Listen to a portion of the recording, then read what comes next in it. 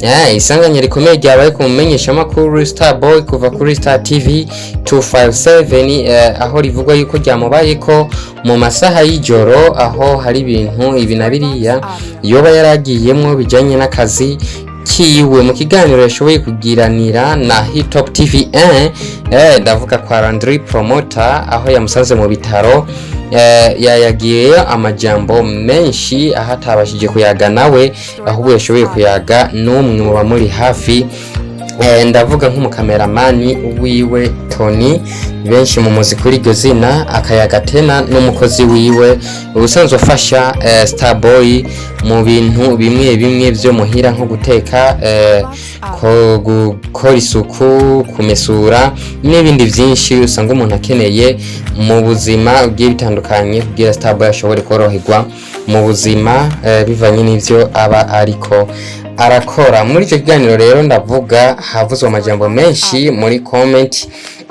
ahari ikiganiro kimaze umwanya muto cyane ku rubuga rwa YouTube Hitop TV ariko rukaba rufise comment nyinshi aho hari abavuze ati pole sana Starboy, keep supporting one other, Mungu aguponye my brother, we love you so much. Yo mana tabara cyane gose Starboy, Imana imurenganye cyane awa umukize Starboy wacu, mana tabara Starboy n'ukuri.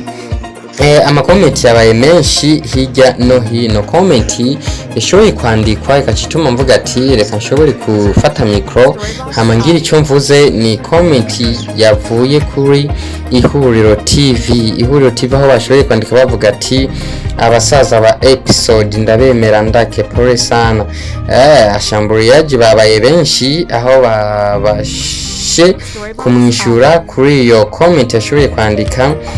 Ndavuga Mutama Gerard official yashoboye gushira ko emoji yo gutwenga, gishira ko na emoji zibiri z'amarira. Ndavuga Oman Sir yashoboye kwandika ati iyo ni episode ya kangahe. Haje uwundi Sunya France yashoboye kwandika ati niyo mpamvu tukwanka wewe ihuriro muri n'imitima mibi. Acha haza Ikirezi Media bashira ko emoji zo gutwenga.